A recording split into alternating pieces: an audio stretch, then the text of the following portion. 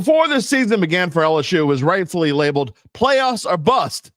In the midway point, the Tigers are headed to Vanderbilt as an underdog in Nashville for the first time in 77 years. If the lines makers are correct, it likely would mean the bust portion of that aforementioned label, would have come to fruition and have more Brian Kelly haters coming out of the cracks and crevices than there are beloved German cockroaches in New Orleans in the summertime. Our own LSU beat writer Koki Riley is here to preview the game and share his thoughts on what the rest of the season will look like. And I have a lengthy monologue on the Saints heading to Chicago for a revenge game. No, not revenge against the Bears, but instead against the former coach. We'll obviously let y'all weigh in on it. Will there be a little extra oomph to some to beat Dennis Allen? Does there even need to be? And of course, we'll talk about we'll talk about Tulane's final home game for a little bit against Army. They're about to take a big road trip, a very key road trip. Gabe is here to share his thoughts of the day as we also will make our predictions for Thursday Night Football. It's all on the Dattitude podcast, which it starts, I think right now. If you're looking for the latest scoop and in-depth interviews on the Saints, the NFL, the Pelicans, LSU, along with the best bets of the week, then lucky you. Along with high-powered, in-the-know guests who cover our teams, Jim Derry brings plenty of Dattitude. And he'll always tell you the way it is, or at least the way he thinks it is.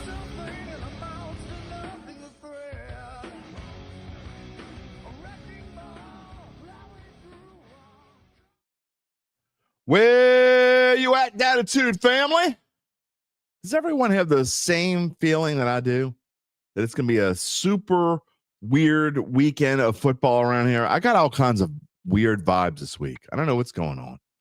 Maybe it's the Halloween decorations. Maybe it's the clowns. Y'all know I hate clowns. Oh, you didn't know? Well, I probably shouldn't tell you because then people, whatever. I absolutely abhor clowns. I have since I was a little kid. I hate clowns, both the literal and the figurative sense. Any kind of clown. If you're a clown, I probably don't like you. If you dress as a clown, I probably don't like if I think you're a clown, I probably don't like you. That's what I feel about this weekend. Send in the clowns.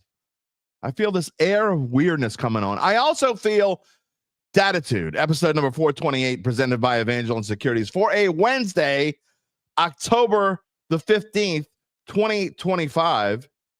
If you're new here or you clicked on the wrong button and landed on me instead of Stephen A. or T-Bob Abear, well, I am your host, Jim Derry, 35 years in the New Orleans sports media scene. I thank you for being a part of the Dattitude family. What is most special about our show? If you don't know, if you're new here, if you're not new, then you know what's special about our show. Lots of things. That I'm one of a kind, and sometimes, lots of times, that ain't a good thing. But what is special about today's show is that you talk, we talk back. We listen, okay? We listen to you. We talk back to you. You type in your comments, whether it be on YouTube or Facebook. We will show them on the screen. We are live every Monday, Wednesday, and Friday at 11 a.m. Central Time. If you're watching after the fact, I'd rather just listen. I don't want to see that dude. He just, something about him. He's got a weird face. I just don't want to know what it is. Don't want to listen to him. You can listen. Any major podcast platform, or if you're in the car, you'd rather do that.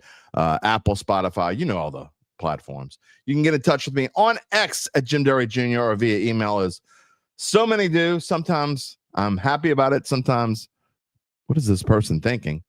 jderry@theadvocate.com. And if you haven't done so, as you see the little note on the screen, please subscribe to our YouTube page. It just takes a second. Give us a little like, a thumbs up, click the little bell to receive notifications. All that good stuff. As you see in the show, it's easy to find. It's Dattitude. It's attitude with a D in front of it, because we have attitude, we have Dattitude, and so do many of you. That's why you're here. What is on the show this morning? As you can see, I know a lot of you were probably wondering, because I talked about it on Monday. Marlon Favorite could not come on the show this morning. He had some things going on. So we reached out, last minute replacement. I thank Koki Riley, because I did want to talk about LSU. So our own Koki Riley is coming on the show. I always have a great conversation with Koki. I don't know that he's ever been on during football season. He's usually only on during baseball. So he's going to come on and talk about LSU football. Lots of questions for him. Lots of interesting facts and figures about LSU Vanderbilt that I'll wait and share when he comes on.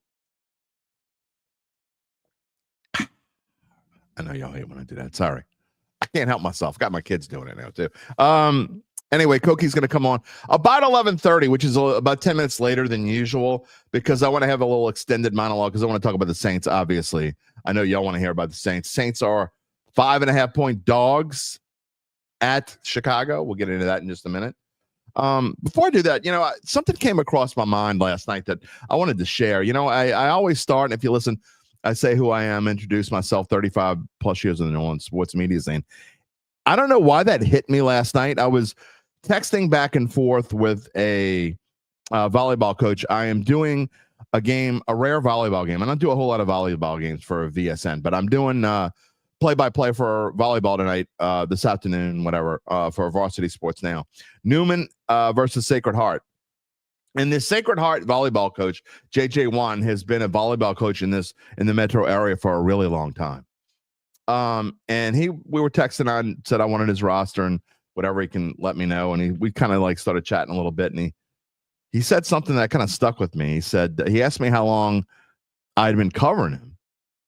And I said, I've been covering high schools for, off and on for mostly on really for the last 20 plus years, because I spent my first, I think it was the first 13 years of my career I spent on the copy desk, 13, something like that. 13 or 14 years, somewhere along those lines. And he said, quote, "You're one of the rare people to see me as a baby coach." And it kind of dawned on me, I'm the last of all the people. When I came into the Times-Picayune, I'm the last one. I'm the last one left from the actual Times. There are a couple people who worked on the copy desk who are still working for Newhouse, doing page design and editing for Newhouse, but they're not working on the Times-Picayune. Obviously, Newhouse doesn't own Times-Picayune anymore. John George's does. So there are a couple people that I came in with or came in before me that are still working in the business, but not for the Times-Picayune. I think I'm the last person from the Times-Picayune sports department when I came in 1990 that is still here. And that I never really thought about it until now. I think in the sports department at the Advocate, now that Sheldon Mickles retired a year or two ago, maybe Scott Rabelais. I'd have to ask Scott when he came on. I think I might be here longer than him. I might be the old man. Well, I mean, there are a couple people that are actually older than me, but as far as service to the Times-Picayune, 35 years, all of the Times-Picayune. And people say it flies by, but man, it really does. So anyway, that's my spiel this morning. I like to take a couple minutes to talk about myself personally because I want you to know who I am.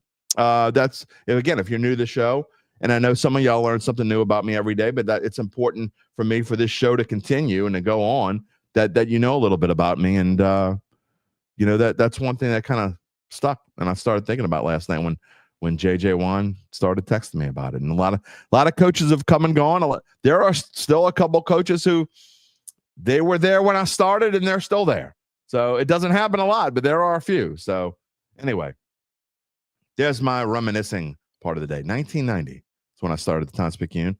My first official day, I was a stringer the first 10 months or so. My first official day at the Times-Picayune, where I was a permanent staffer, was June the 12th, 1991.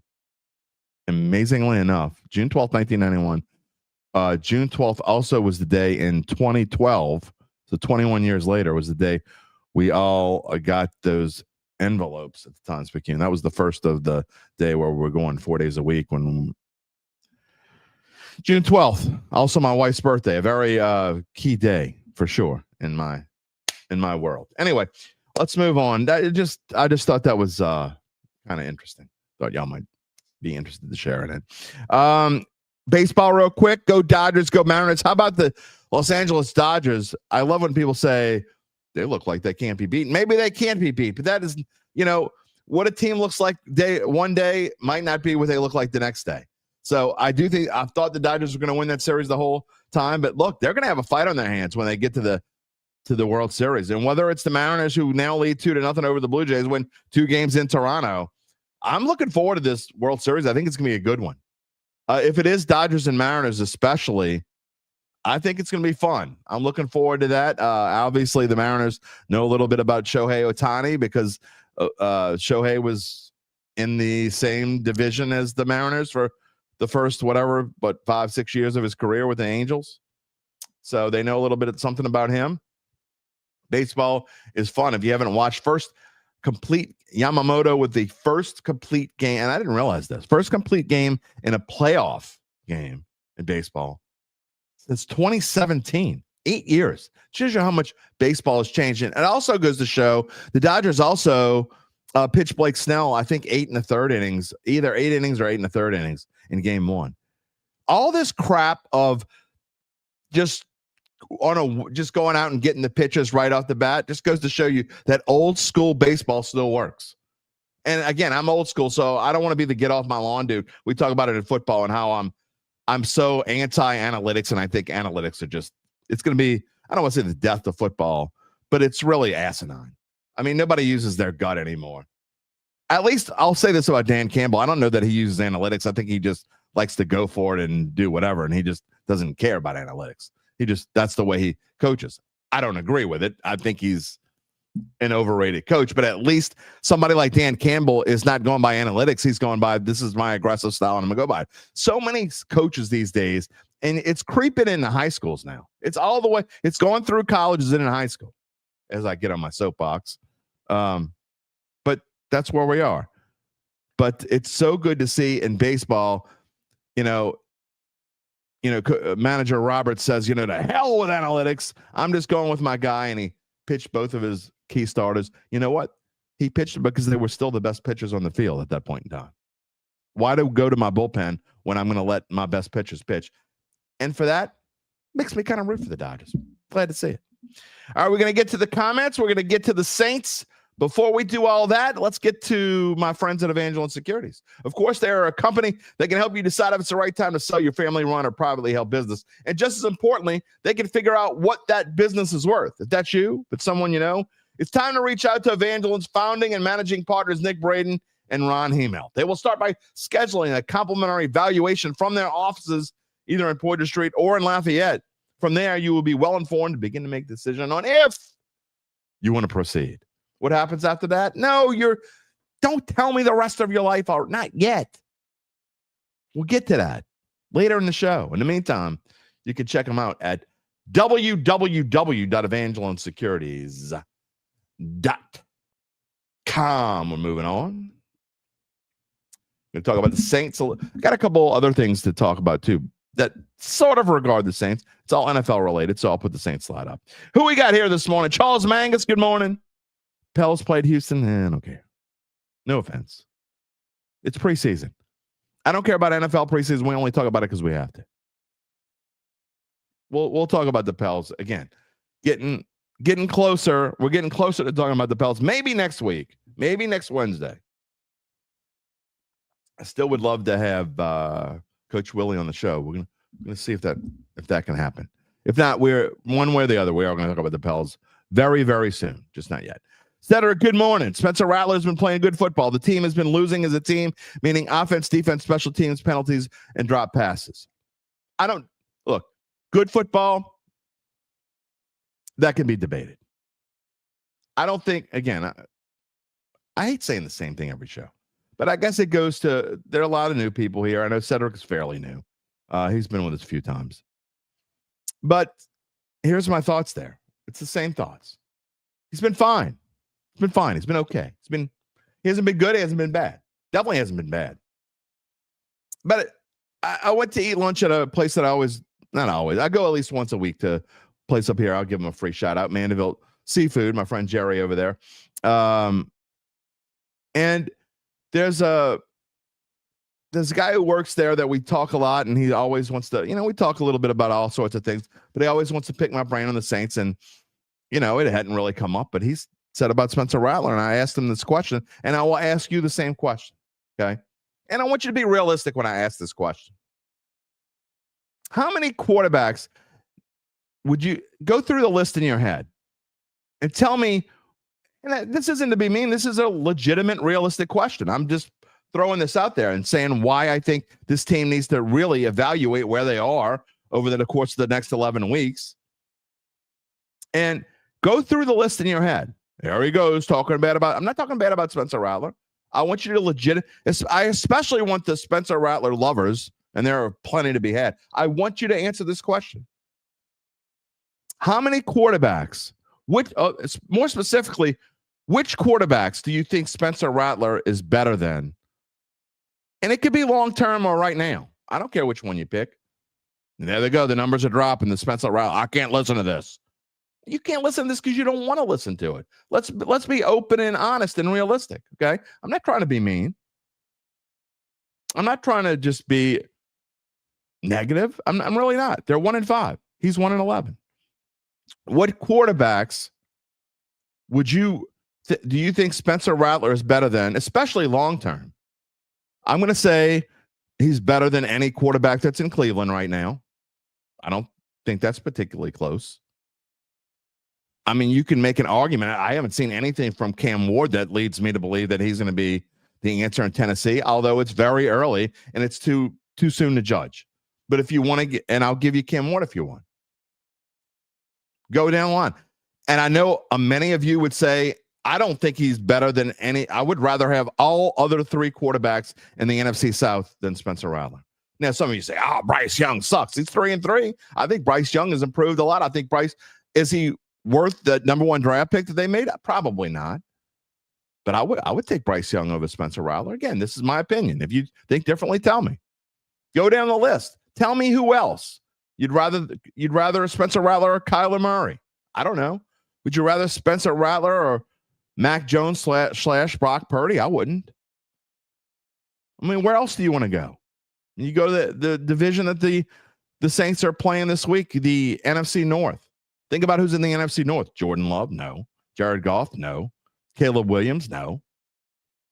Who am I forgetting? J.J. McCarthy? I mean, we don't know enough about J.J. McCarthy yet. Carson Wentz? Okay, sure, Carson Wentz.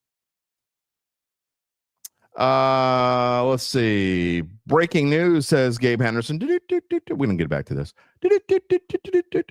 Florida AD Scott Strickland met with boosters yesterday, and USA Today is reporting that Billy Napier could be fired as soon as this weekend. I don't think that's a surprise to anyone.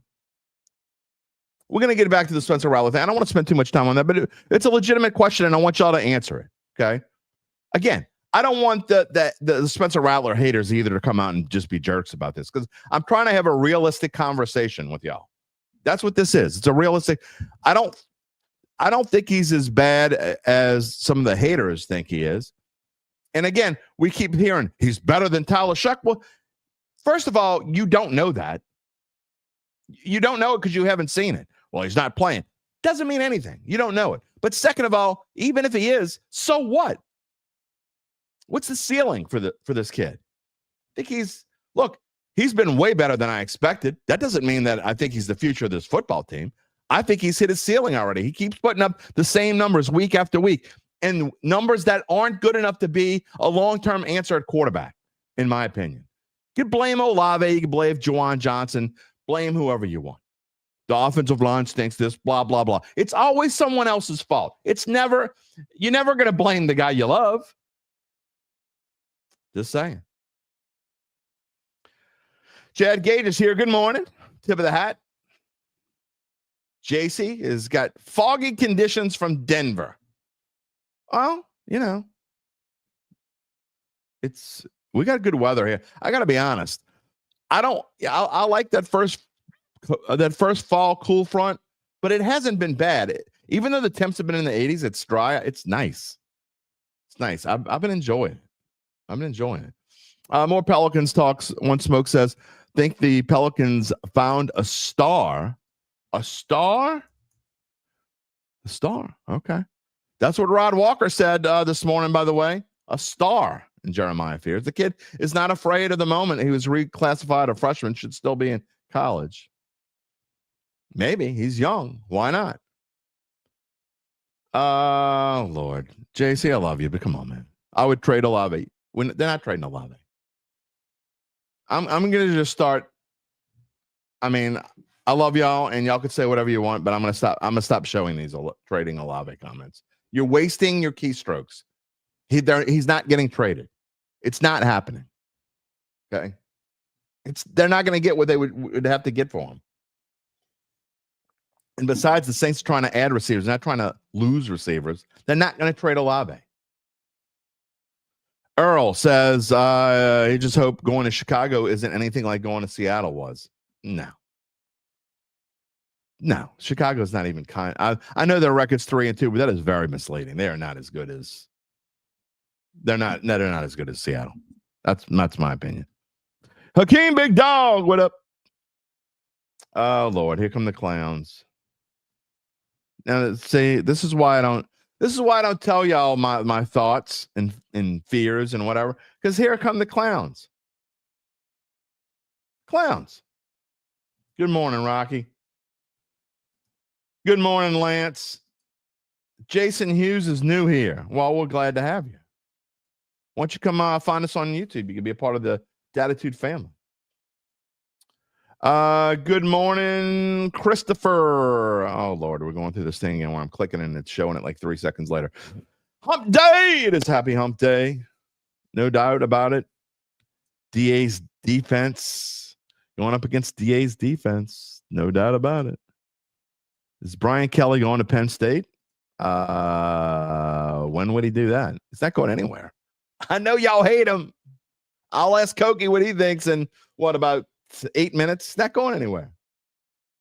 Nathan Thomas, good morning. Spencer's playing his butt off. This team continues to let him down. Okay. I mean, seriously. Answer the question. I want y'all to answer the question. How many quarterbacks in the NFL would you take right now? Would you take Spencer Rattler over? Because the number, I mean, I can't say who would you take over Spencer Rattler. We'd be here all day. Listen to them all. S. Callie, good morning. Thank you for hey, I'm an open book on this show and in general. Let's see what else we got here. UBN says Brew is holding that L flag that mocked the Cubs with the. Y'all keep holding it exactly. Are you showing? Are you raising the L flag now? Ryan says he feels like he's supposed to be as confident in LSU this week as he was against Ole Miss. If we can do anything offensively, we'll take it down. You were confident against Ole Miss? I don't think Vanderbilt and Ole Miss in the same league, in my opinion. Well, they're in the same league. They're in the SEC, but you know what I mean that figuratively. Phil Mariande, good morning. He's the opposite. There you go, waiting on the shuck. I don't know. Jason wants to know how much is Brian Kelly's buyout. Too much. It ain't happening. Here we go. Lance has got an answer. He would take Spencer Rattler over Cleveland's quarterback. Okay, I don't disagree. Tennessee's quarterback. I don't disagree. Las Vegas's quarterback. Not necessarily disagreeing with that. Giants quarterback. No way. I take Jackson Dart every day in Christmas over Spencer Rattler. No way. Carolina, Bryce Young? No. Jets? Okay, I could see that. I would take Spencer Rattler over Justin Fields right now. Again, it's what and what. But I mean, I'm not thrilled either way. Minnesota, I can't say I would take him. No, I'm probably going to take JJ McCarthy. If that's what matters. And then Miami. Tua? Are you serious? You would take Spencer Rattler over Tua? Come on, man. No way. No way. Earl's pick says he's better than Bryce Young, but who cares? I mean, I agree with the who cares part, but I just don't see. At least you can make an argument that he's better than Bryce Young. Okay. I think that's silly. Hakeem, this is a good comment here. I want to show this one. If it'll show, man, it's doing that thing again. I'm clicking on it. Is there a comment on the screen, Gabe? No. Okay. Click on it. Hakeem says, just want to see improvement from week to week on both sides of the ball. That will make the losing more tolerable. I agree.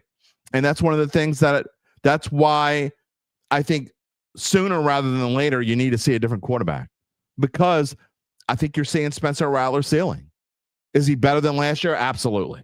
100%. Definitely better than last year. No question. Spencer Rattler is better than he was last year. But here we are going into week 7. Is Spencer Rattler, was he better in week 6 than he was in week 1? I say no. It wasn't worse. It wasn't worse. Here we go. Booker, the coaching staff knows that's why he's the backup. Booker, you always, and I mean you in the figurative sense. I don't mean you, Booker, in particular. I mean you all. I should say y'all. People who want to use stuff like that to back up their point, they're the opposite when it's not going their way. The coaching staff doesn't know what the hell they're doing. But when it backs up their point, they say the coaching staff knows what they're doing. Maybe the coaching staff is holding off on Shough for multiple reasons. And the main reason would be, and I'm not saying this is the reason, I can't get into Kellen Moore's head, so I don't know this, but I'm trying to present a point. I don't think anyone knows what the reason is. First of all, and I'll say this again, because anyone who doesn't understand this, well, I can't help you. No one, including Kellen Moore or anyone else, can know that Spencer Rattler is better than Tyler Shough because they've never seen Tyler Shough in a regular season game situation. No one could possibly know. It doesn't, what you see in practice or in a preseason game doesn't mean jack squat, period. You can't, no one, you and the figurative you, Kellen Moore, the quarterback whisperer, anyone, Tyler Shough, Spencer Rattler themselves can't possibly know who is better until you actually see them in regular season game situations. And the point of all this is, if you're being realistic, and look, Lance just put up a list of, and I'll go back to it real quick. Let's see, here it is. Lance put up a list. Lance is a big Spencer Rattler fan. If I'm wrong, tell me I'm wrong, Lance, but certainly by what you've talked about here, and we talked about your comment Monday about how you think he's a top 20 quarterback. But Lance is a big Spencer Rattler fan. The best he could come up with, even though I disagree with him on 3 of those, it's fine. A Spencer Rattler fan says that there are only 8 quarterbacks in the NFL right now that he would take Spencer Rattler over. So you're telling me you're okay with the 23rd or 24th best quarterback in the NFL going forward? Make it make sense. Oh, well, maybe he'll improve. Improve to what? 20th best? The Saints need a quarterback like the one they saw on Sunday in the Superdome, Drake May. Again, you're talking about a quarterback that's played in a very similar amount of games. It's a few more for Drake May. I believe he's played in 19 games and Spencer Rattler's played in 13. In the grand scheme of things, not that many more. But what you saw from Drake May was a completely different quarterback, a quarterback with pocket presence, a quarterback that had vision, who saw everything that's going, and including in the red zone. I haven't seen that yet. And I mean, how many games do I need to see to say that maybe one day he'll do it? I know this. Any realistic football fan has to know that what the Saints have right now at quarterback isn't the long-term answer. Again, I don't know how many times to say this. I don't know how many ways to say this. I don't necessarily think Tyler Shough's the long-term answer either, but we don't know that because we haven't seen him. You've got 11 games. There are 11 games left before the Saints' next draft. That's how many games they have left. You have to find out, and I didn't say this, and Koki's in the green room, so I can't spend too much time on this. We could talk about it after Koki leaves because I do want to talk about this a little bit more. And mock drafts are just silly anyway, but a mid-season mock draft just goes to show how silly mock drafts are. But it's worth noting that if right now the Ravens would be drafting second, we know that's not going to happen, right? But what would the Saints draft? Right now they would be picking 6th. Would they pick a quarterback? Probably not from what we see because we haven't seen anything. But That would, in my opinion, set this team back immensely. You can't go forward with what you can't possibly think that Spencer Rattler is the future. And look, if I'm wrong and we're still here next year or 2 years from now, whatever it is, I'll say, hey, yeah. And you'll be out there to remind me. Trust me. The Spencer Rattler lovers will be back to remind me how wrong I was. And I'm okay with that. Wouldn't be the first time I'm wrong. You just can't continue to go on with status quo when you're not good. You're in rebuilding mode, and you're in rebuilding mode for a reason. And the reason why you're in rebuilding mode is because you stunk so bad and made so many mistakes. You got to fix them. And if you want to be mediocre or slightly below mediocre going forward for who knows how long, then you stick with what you have now. That's the answer. Again, we're going to come back to Saints, but I want to jump into Koki. I don't want to make him wait anymore because actually there are some things I want to talk specifically about with this matchup coming up, Saints against Bears. There's some, you know how we do the rankings every week. I'm just going to say that this is going to be an interesting game, okay? The Saints are 5.5-point underdogs, but they're absolutely going to have a chance to win this game, and I'm going to tell you why in about 20 minutes or so. But I want to shift gears a little bit, and we have not talked enough about LSU and LSU's football prowess. Koki Riley, our own beat writer, the Advocate in the Times-Picayune, LSU beat writer, Koki Riley. How are you on this Wednesday morning, my friend? Doing pretty well. How's it going? It's going well, and I know you're super busy. I thank you for last minute for jumping on and talk to us here about LSU football and the oddity, the weirdness, and it's in the title slide. If you're listening after the fact and you can't see the title slide, Vanderbilt favored over LSU. It's the first time, Koki, according to CBS, since 1948. Wow. Why are they favored over LSU? Vanderbilt's at home, crucially. Vanderbilt's a good football team. They have a lot of seniors. Diego Pavia at quarterback. He dazzled college football fans across the country last year, and has been, very good once again. This is a team that has an Alabama loss, but has a pretty dominant win over South Carolina. Lenore Sellers got hurt in that game, but still that was on the road. They have a pretty dominant win over Virginia Tech as well. This is just a pretty good Vanderbilt team, and they're going to be a handful for a lot of SEC schools moving forward, even if their schedule is pretty tough. So yeah, it's a veteran team, and one that kind of has a tricky offense that LSU has to play disciplined against.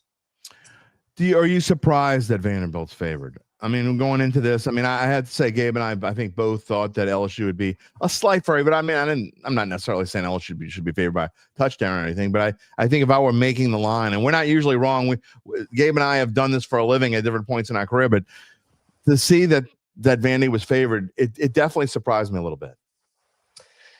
Yeah, and part of this is also just about LSU, right? I mean, the unimpressive win over South Carolina, the unimpressive win over Florida, the unimpressive win over a Clemson team that's really fallen off. I just like, they're winning, sure, but they're not doing it in any sort of fashion that makes you suggest that they're necessarily the best team in the country. And I think a lot of the skepticism with this offense and their red zone issues, especially, has kind of just sort of fed more into this narrative that this team isn't necessarily elite. And you kind of saw that in the Ole Miss game where they get thoroughly played by a Rebels team that could move the ball a little bit offensively, but crucially stopped LSU's attack, which, I mean, a lot of teams haven't had too much of an issue stopping LSU's attack, but especially in that game, you could see the issues with LSU's offense. Ashley says LSU looked horrible last week, and I don't know that I agree with that. I thought that Nussmeier had one of his better games. Again, we know that he's the legend of his injuries or whatever that I think that have kind of lingered. I think there's no question that something has bothered him throughout the year. It's not just because he's not the same quarterback. He hasn't tried to play the same kind of game at all, Koki. And one thing that I was encouraged by this past week, again, he wasn't great, but the fact that he went deep more often this week than he had been before, maybe that week off really helped him.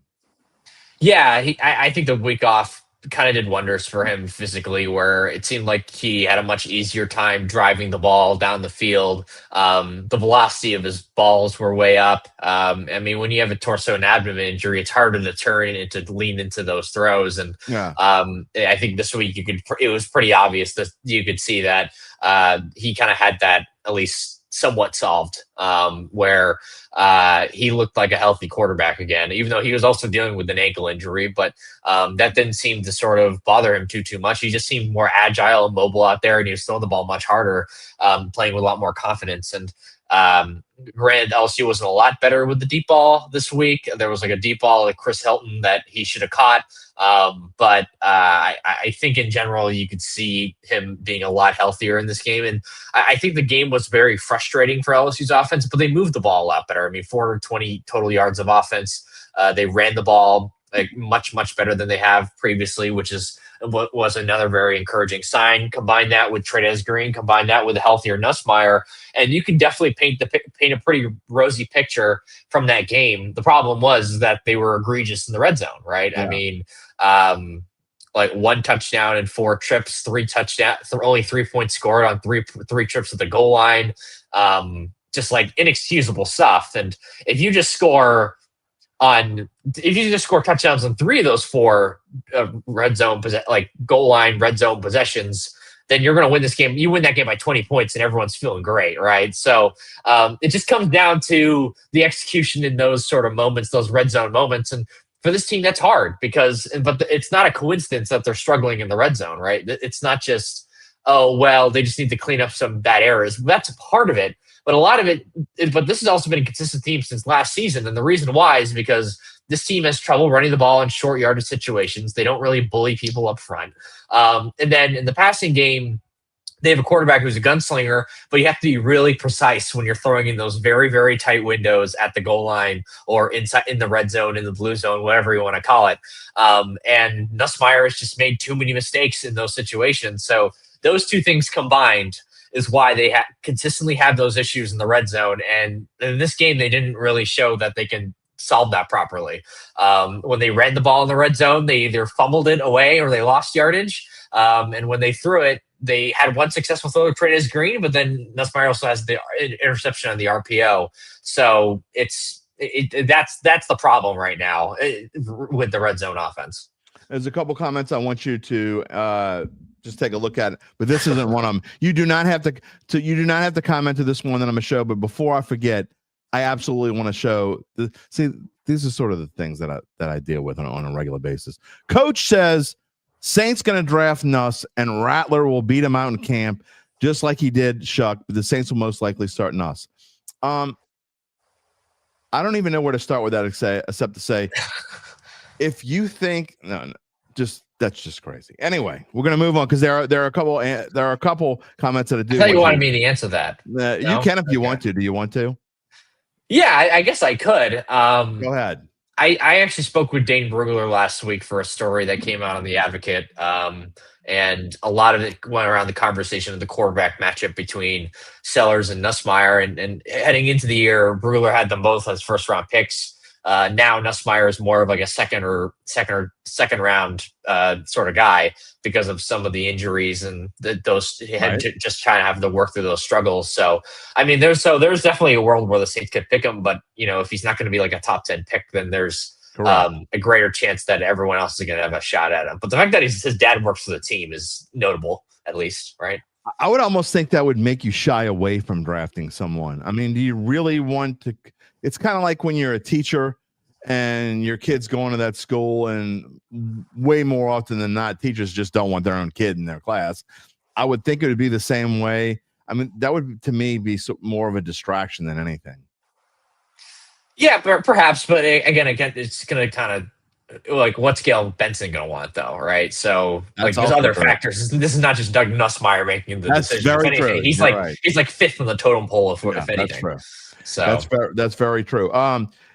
Look, a couple comments here that I think worth noting, and One Smoke is absolutely right. But Aaron Anderson was out too. That's Nuss's guy. While Trey'Dez Green was back, and don't get me wrong, man, you want to talk about red zone? It can help you in the red zone. Trey'Dez Green is a monster. He could definitely help you do that. But I think outside of the red zone, one thing that, Nuss has shown to lean on Aaron Anderson and not having him, I think was big. Is he coming back this week? Sounds like he is. Just asked Brian Kelly about that this morning, and he said seems like he's on track to play this weekend. That knee was bothering him enough to where he couldn't play this past week in South Carolina. And he's also dealing with an elbow injury. He's also dealing with a toe injury. So he's very banged up at the moment.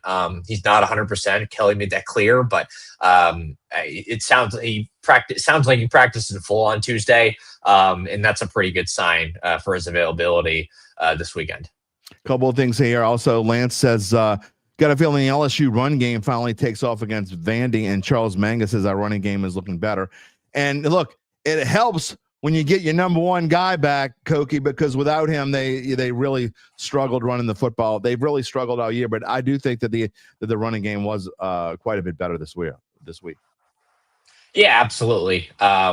With this LSU run game, I was kind of skeptical as to how much better it was going to be, given that we were given all the troubles that they had running the ball last year with the same quarterback and the same system. Like, you had two completely different offensive lines, and you were still running into the same issues. So it felt more schematic to me, and there is to a degree, and schematically, there's still.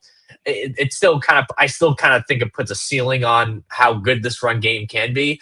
But again, they were just a lot more confident this week. They went to more under center runs. They got a little bit creative. They had one wildcat play, but they just can't lean on that pure creativity. Sometimes you just got to give the balls to the back and let him do his work in between the tackles, right? And I think that some of the improvements technically that they made on the offensive line, where instead of too often, at least what Brian Kelly told the SEC Network, is that the guys were pushing up on their blocks instead of pushing out.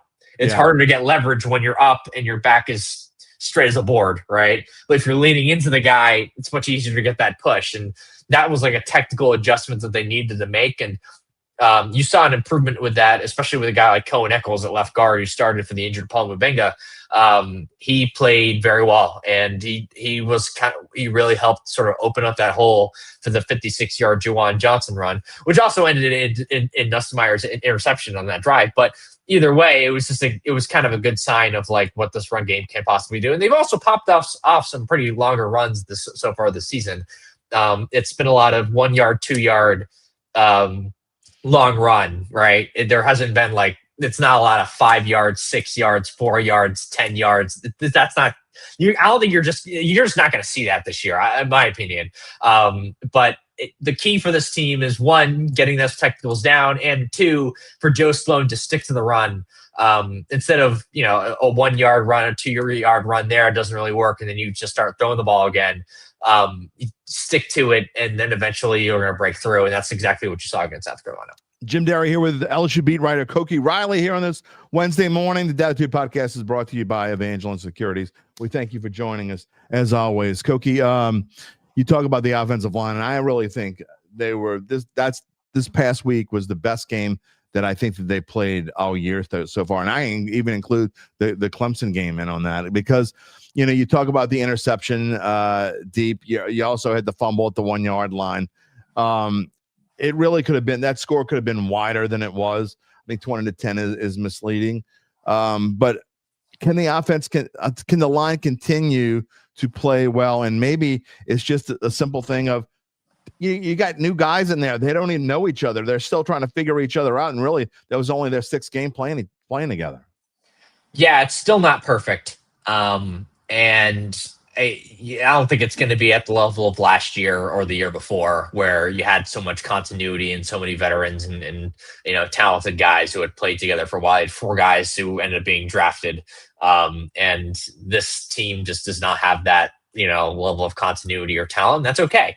But they've been passable this season. That's the best way I could put it. Like, it hasn't torpedoed their offense. It's not the main reason as to why they've struggled. The main reason as to why they've struggled is because the quarterback's been hurt, and they still are struggling to run the ball, but they also struggled to run the ball last year with a much better offensive line. So how much of that is the line?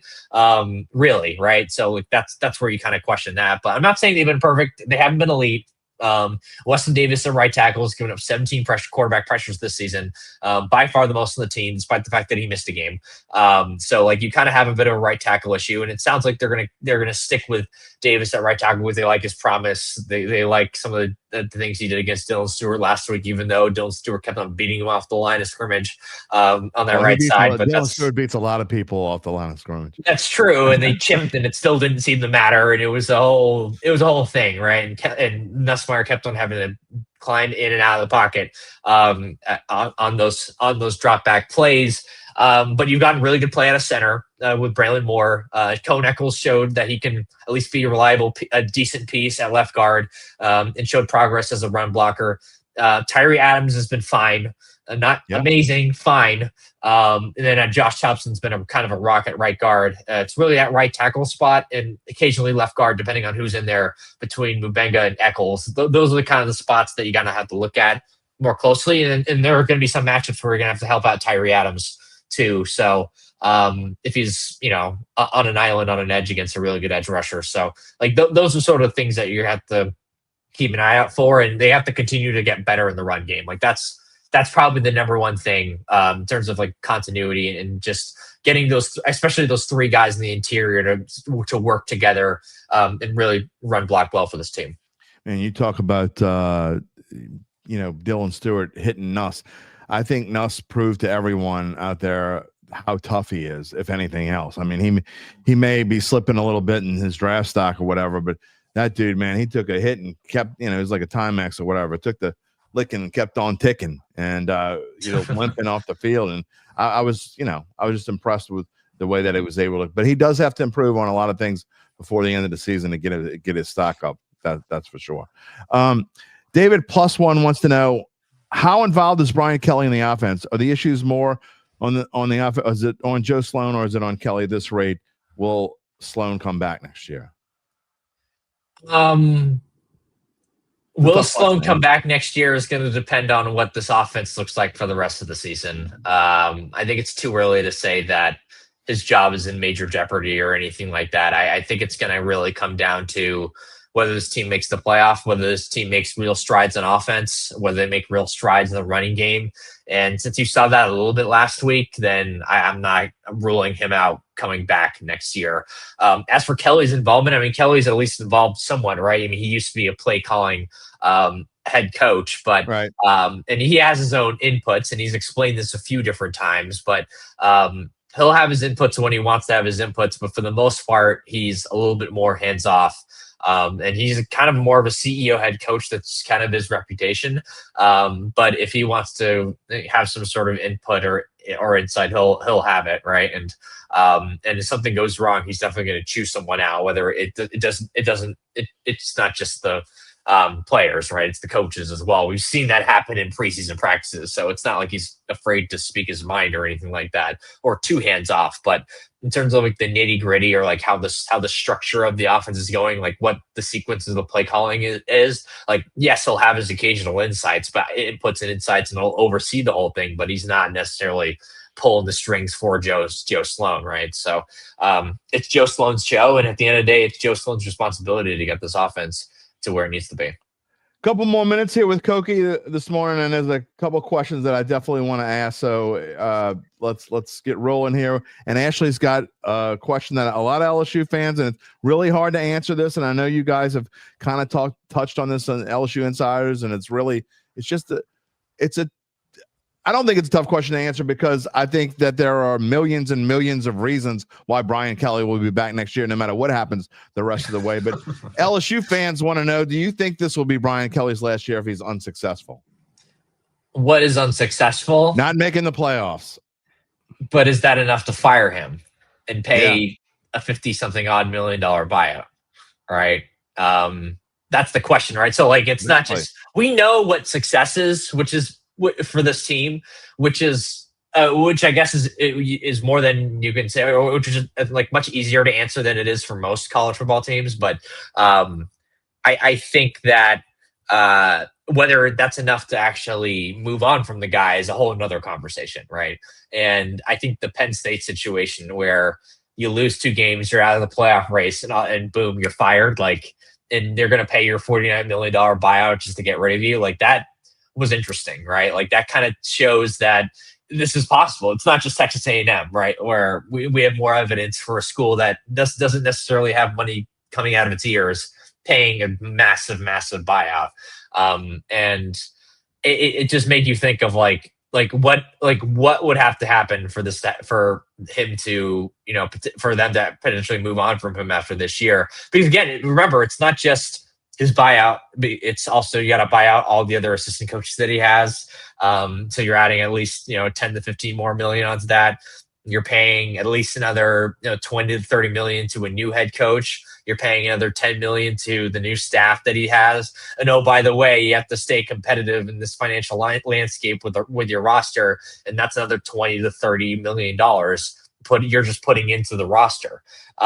So the bill, you're seeing where I'm going, right? Like, the bill is it's just stacking up, right? So like, what would have to happen? Like, how bad would it have to get for you to say that's the better route than just sticking with it next season? And to go along and to compare him with Franklin, I think is a little bit offline, because if you think about what Franklin did, he lost to UCLA in a Northwestern team that got crushed by Tulane.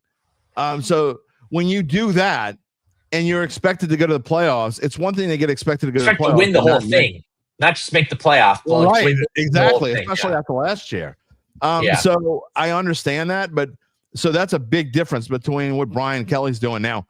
If, and I started my open with this morning that if Brian Kelly loses to Vanderbilt, I mean, they're going to be coming out the cracks and crevices like cockroaches in the French Quarter. I mean, they're fire them. I mean, that's all we're going to hear on Sunday. I mean, on Monday on this show, regardless of I asked that because what would it have to take? Would they have to go 6-6, 7-5? Like, I don't know what's the bar of potentially moving on. Like, that's the only way it gets fired is if they go, like you say, if they go like 7-5, then you have to start thinking about it, and you have to get alums with lots of money, and I mean lots of money, who are willing to put up money to pay that $50 million or whatever it is. I just don't see it happen. Apathy says, I don't think this year, but next year. I mean, next year the buyouts, I would imagine, is a lot less. You probably know the answer to that better than I do. It's probably closer to 40 instead of 50.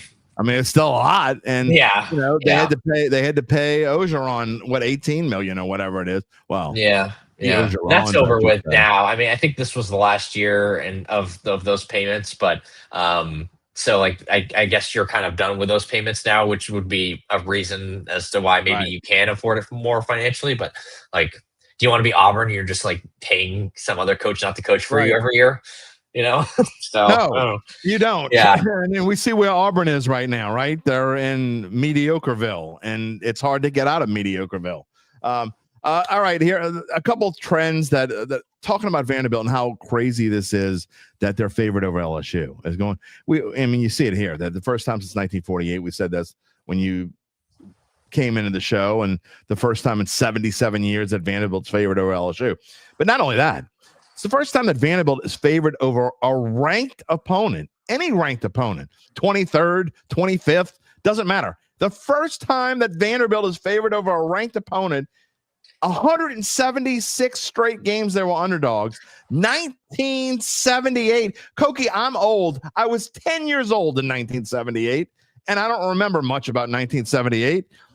That's the last time that Vanderbilt was favored over a ranked team. That is crazy. That is wild. Yeah, 1978. Were your parents even alive in 1978? Yeah, they were. Yeah, they definitely were. My dad was in high school, I want to say. Okay, your dad's older than me. About to be in high school. I feel a little bit better that your dad's older than me. All right. Yeah. Yeah. My dad's in his 60s. Okay. So, but yeah, so I mean, it's wild though, right? And I mean, LSU pretty much never loses to Vanderbilt, so it's just historically strange. Yeah. The series, LSU is 25-7-1 against Vanderbilt. It just goes to show that they really don't play all that much. They haven't lost to Vanderbilt since 1990. Before that, the last time that LSU lost to Vanderbilt, 1957. Holy smokes. And so, we say 25-7-1, but that includes a start in the series. LSU lost the first three games, LSU was 0-2-1. They lost in 1902 and 1910. They had a tie in 1933. But so since then, they are 25-5 against Vanderbilt. They just don't lose against them this much. And I don't know. Just your thoughts on this game in particular. If you want to give me a prediction, great. I'm not going to force you to, because I know sometimes a beat writer, you don't necessarily want to get caught up in that. But if you would like to give a prediction, we'll gladly take it here. I think this is going to be a tough game. And Diego Pavia, we haven't really talked about him. He presents a different challenge than Lenora Sellers presented. What do you think about that matchup and just the matchup in general? Yeah, he's not the same athlete. Not quite as strong. I mean, Lenora Sellers' strength and his ability to just have defenders bounce off him, even if it's these LSU's defenders, was so impressive. Like, LSU had a lot of missed tackles in this game, and I think most of it was mostly just Sellers being a man-child out there. You're not going to get the same sort of like strength and athleticism from Pavia, but he's not easy to bring down either. He's very, very tough. He's smart. He understands the system incredibly well. I mean, he and the offensive coordinator came back, or kind of a package deal from New Mexico State. So, like they just know how to run the system very well. It's more of a triple option system with a good passing game. That's the best way to sort of put it. Where Pavia can take it and run it himself all the time anyway. And then he can also, also the option to, shift it out to Cedric Alexander is a pretty good running back. Their entire offensive line is seniors who know what they're doing and know the system. The receiving core is veteran. Eli Stowers, the tight end, is one of the best tight ends in the country.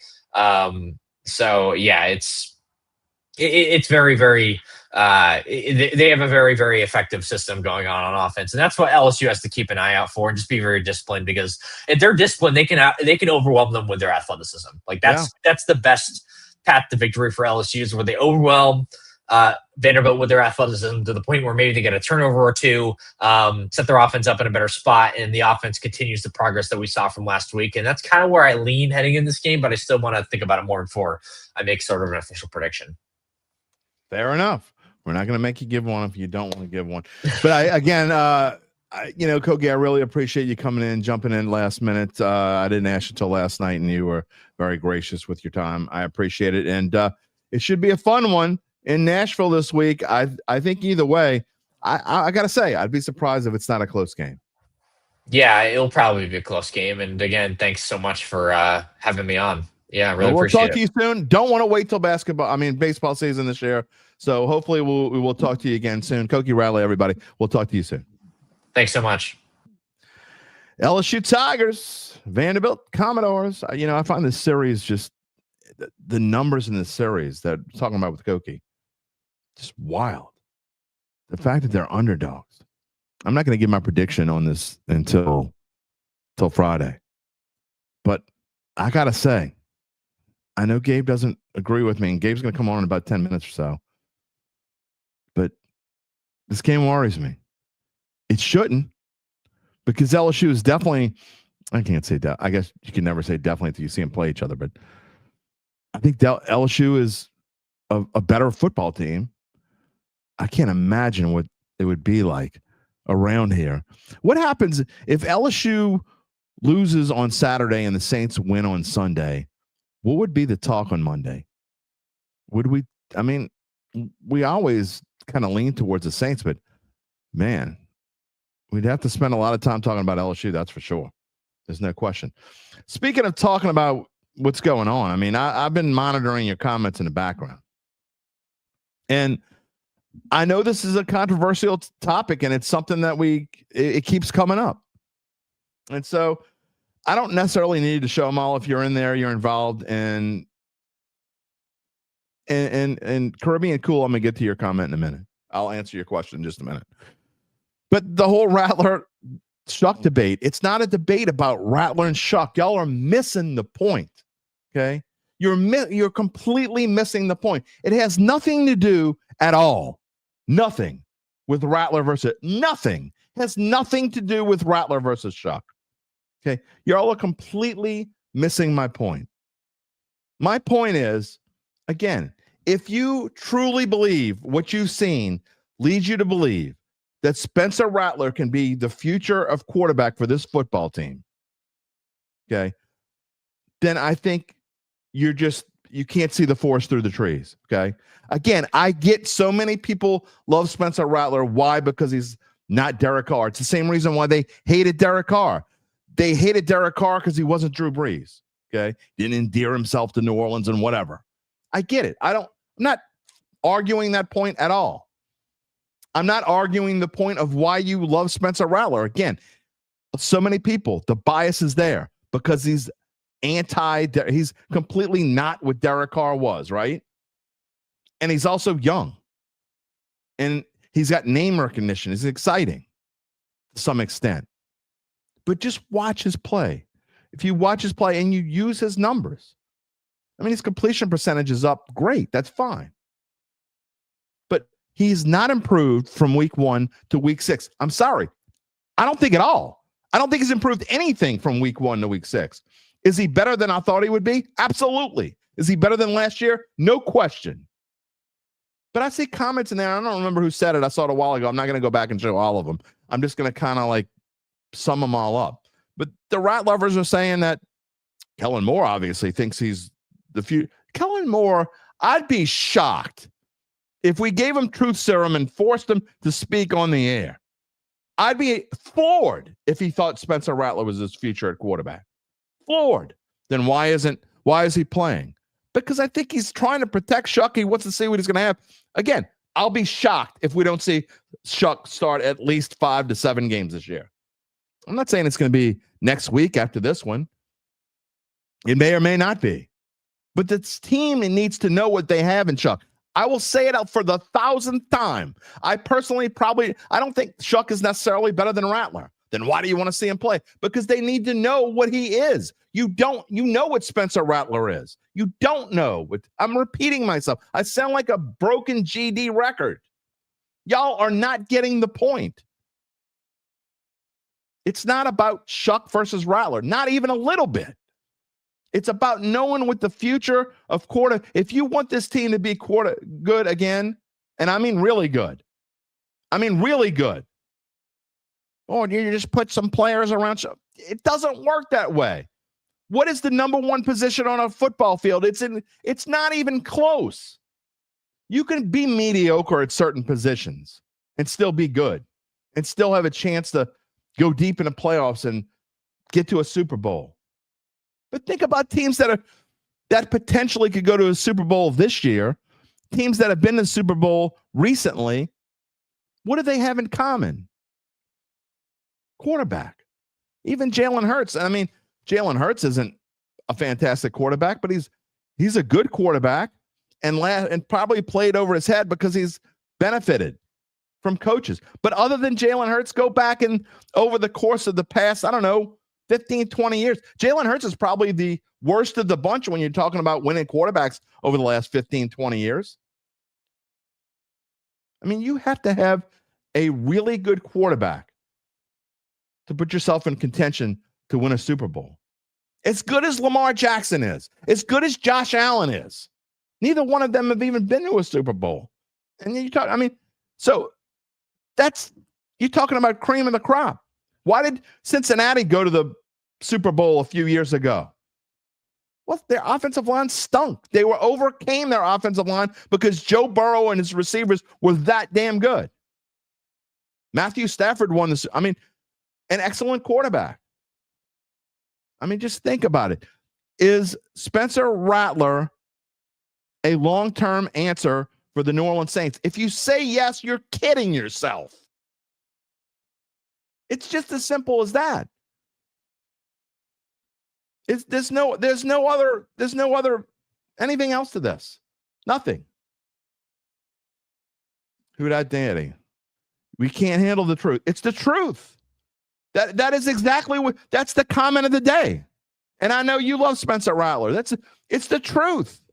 I'm not trying to be mean or a jerk I'm not a Rattler hater. Y'all think I'm a Rattler hater. I love the kid. He's busted his ass. There's no question. He has put everything he has into trying to give himself a chance to be a starting quarterback. I love the way he's handled himself. I love the way he's handled himself at his press conferences. Maybe he almost doesn't get his fire. I wish he'd get more fired up sometimes. I think he's completely fine as a backup quarterback. And I wouldn't have even said that. Not even a year ago. I wouldn't have even said that probably 8 weeks ago. 8 weeks ago, I wouldn't have said that. But I'm just talking about the future for this team. I want what you guys want. I want the New Orleans Saints to be relevant again. I want the New Orleans Saints to be good again. I want them to have a chance to be what they were. Look, I know Drew Brees is gone and he's never coming back, and I'm not asking for Drew Brees. He's definitely not Drew. No, he's definitely not Drew. But it doesn't have to be Drew. You have to have to me, except in very rare situations, if you don't have a top 10 quarterback, you got no shot to win the Super Bowl, ever. And I say ever, I said in very rare situations. You could argue that Jalen Hurts isn't a top 10 quarterback. I think he was last year, but you could argue that point. Okay, that's your rare case. I just don't think you have a chance to win a Super Bowl if you don't have a top 10 quarterback. And I'm sorry, but I don't ever see Spencer, even the loveliest of loving of Rat fans, can't tell me you think that Spencer Rattler is ever going to be a top 10 quarterback. It's not feasible. Is he playing okay this year? He's playing fine. Again, I've talked to friends who really like Spencer Rattler. It starts off with that squeaky. When you start off with that, you know what the rest, you don't need anything. You don't need a word, because that's what it starts off when you talk about him. He did okay. Doing okay. That's not good. That's not what you want a quarterback. You know, if you have a defensive back who's been playing lousy and he's all of a sudden, he's okay, you could live with that sometimes. You can live with that at certain positions. You can live with that at linebacker sometimes. You can't live with that at quarterback. No. You want a Drake May who's going to fire. You want a Jaden Daniels who's going to fire up your franchise. I mean, even though the Commanders they're starting off slow this year, but Commanders fans are fired up because they got Jaden Daniels. Patriots fans are fired up because they got Drake May. You know, even though CJ Stroud's going through a rough period, Texans fans, we'll have one on in a minute, they're still fired. They still love CJ Stroud. They should. They have a potential top 10 quarterback. Josh Allen, they love him. Lamar Jackson, they love him. Think about the quarterbacks who are the young quarterbacks, and I guess Josh Allen and Lamar Jackson aren't even young anymore. Patrick Mahomes, obviously. Those guys aren't that young anymore. But that's what you should strive. That's what you should want here. Those kind of guys is who you should want here. Yes, they had chances to get some of those guys before and didn't. That's fine.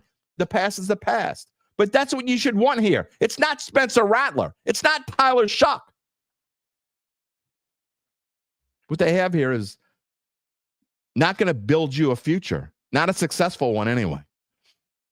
Got to move on. We're getting late here in the show, and again, I want to bring on Gabe. Last question before I move on, and I will show some more after Gabe comes on. I'll finish with a couple more comments if y'all want.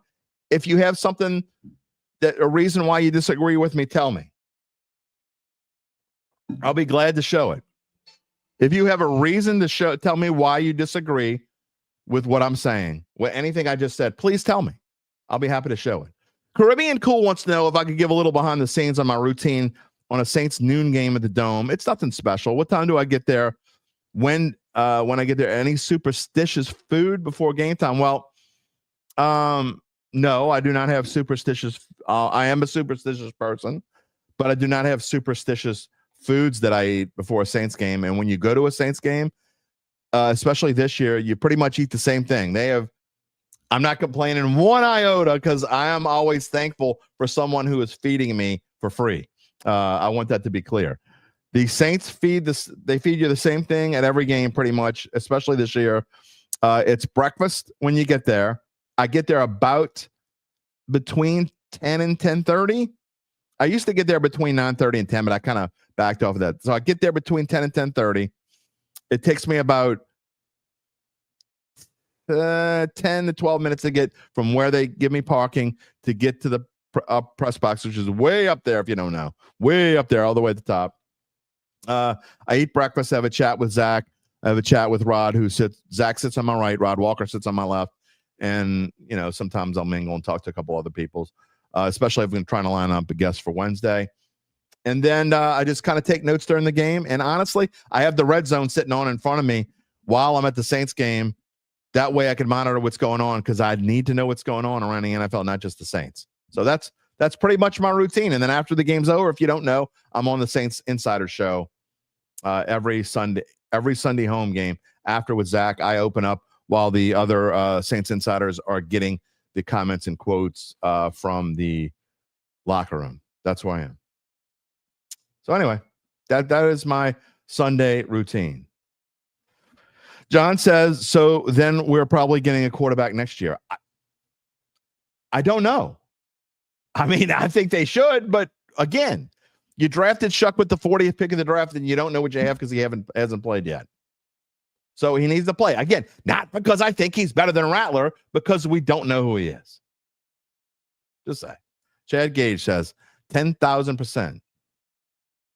Lance says, I think the quarterback position has changed. We don't have super processors like Brady, Manning, and Breeze anymore. The quarterback position has definitely changed. There's no question about that. We've got guys with more physical talent, guys who are game managers like Purdy. But still, I mean, not this year because he's been hurt all year. But Purdy, when he's healthy, Purdy is a top 10 quarterback or pretty darn close. Just saying. Hakeem says we're 2 drafts away from winning, big dog. I don't disagree with that. That doesn't mean you don't go get your quarterback now. What are you going to do? Why would you waste whatever quarterback you get? You need to play him. You need to find out what you have. Oh, here we go. Who dat daddy? Daniels and Drake may have competent receivers. Who dat daddy? If you think the Patriots receivers are any better, and I saw Gabe comment on this earlier, if you think the Patriots receivers are better than the Saints receivers, you're just hating. Again, it's the same thing as we said Monday. You're hating on Olave. You're just hating on him. If you think that Olave would be the best receiver on the New England Patriots, sorry, I know you probably disagree, and I don't care. It's true. Chris Olave is a better receiver than anyone, and that includes Stephon Diggs, who's like 94 years old. Sorry, he is. You think Kayshon Boutte is better than Chris Olave? Get the hell out of here. You think he's better than Demario Douglas? Whatever. You're crazy if you think that. One smoke. Don't compare Daniels and May to Rattler. They're not on the same level. They aren't. They're not even close to the same level. That's what you want here. That's what you want here. Anyway, if you want to, if you want to answer the question that we've been talking about, feel free. But again, we're going to close out with Saints, but I want to move on because we are getting past the time. I keep trying to keep the show to an hour and 30. I'm batting about 40% right now, which I guess is better than what I was batting a month and a half ago. But one of these days, I'm actually going to get there. What's happening, Gabe Henderson? I actually kind of want to talk Rattler. Go ahead. Feel free. Your thought of the I've pulled up a bunch of stats here in the background, and I'll just list them off. And I promise before, some of these are going to sound really good to start. I promise you, I'm not giving you these stats to defend him. There is some bad in here. So I just thought these were interesting when I looked it up. If you had to guess, where would you think Spencer Rattler ranks in EPA, which is expected points added, according to ESPN's win probability 18th. model? He's 10th. Okay. So I just want to throw that out there. That's fair. Again, if you look at teams with most drops, because that's been a very, very popular topic this season, the Saints are joint 5th with 10 drops with the Titans and the Chargers. Who's above them? The Jaguars by far. The Jaguars have a huge drop problem. And part of that's on Lawrence, but his receivers, De'Ami Brown and Brian Thomas, have had a lot this year. The Browns with 15, the Jets with 12, Broncos 11, Rams 11, Niners 11, and then it's the Saints, Titans, and Chargers with 10. So they're all pretty close. But that number 10, they played 6 games. Yeah, it's not It goes It's to not show too you bad. that all these people who think that Olave's dropping like 3 passes a game and Juwan Johnson's also dropping 2 or 3 passes a game, they're not realistic. Okay. Olave is not even top 2 on the team in drops.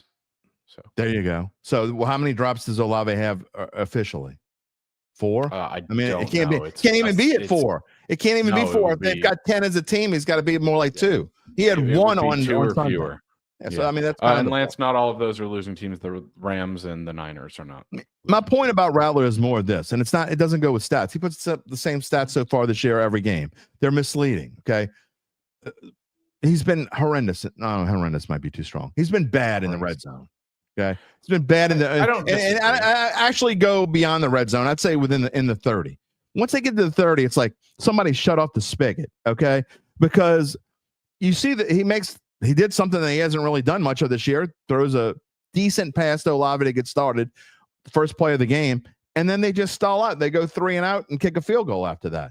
It's to me, and you know, Rich is talking about forget the stats, Olave isn't all that. Watch the game. Well, I would say that actually, Rich. I'm saying that about Spencer Rattler. Everything that I talk about here and have talked about is based on what the eye test tells me. And when I talk about Spencer Rattler being a potential long-term answer at quarterback, which is what you want. You want a long-term answer at quarterback. Mm-hmm. I mean, I think anyone realistically, and you look objectively, would you want Spencer Rattler to be, again, I'm not trying to be mean. Would you want Spencer Rattler, forget about CJ Stroud, say CJ Stroud didn't exist. Would you want Spencer Rattler to be the long-term answer at quarterback of the Houston Texans? No, I don't think he is the long-term answer, but I also don't think he's played bad enough to where Tyler Shough deserves a shot yet. I think Spencer Rattler, in my opinion, has changed on him these first few weeks. I thought he was just going to be given the first few games and then they'd kick him to the curb for Shough, but he's shown improvement, not from week 1 to week 6, like you said, but absolutely from last year to this year. No question.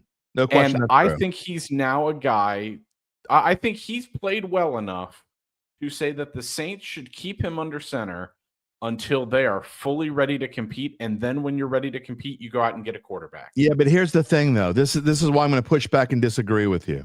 Okay. I agree with the part of the reason why Shough hasn't started yet is because Rattler's played better than anyone expected and good enough to hold on to that job. That part I agree with you. But when you're 1-5, and let's just say, for argument's sake, let's say as when they go in the bye week, let's say 2-8, because I think there's a good chance that's what they are when they go in the bye week, 2-8. Let's do it. You have absolutely no reason, and I mean none. I don't care if Rattler's put up the same stats going forward for the next 4 games or whatever it is until the bye week, and it continues to play well enough not to get beat out. You have no reason to not see what you have in Tyler Shough. Again, you've got 11 more of these things to go until you go into the draft, and you have to know what you're going to do with the most important draft pick this team has faced in probably, 20 to 30 years. This is going to be the most important first-round pick the Saints make in 20 to 30 years, and you need to know. You have to know. It's imperative to know if you need to draft a quarterback with that pick or not. I don't think you do. I think I can already tell you don't need to draft a quarterback with that. I think you're crazy. I don't think the rest of the team is good enough yet. It doesn't matter. The number one position on the field. That's the biggest problem in today's NFL. Look at guys like Cam when they picked CJ Stroud.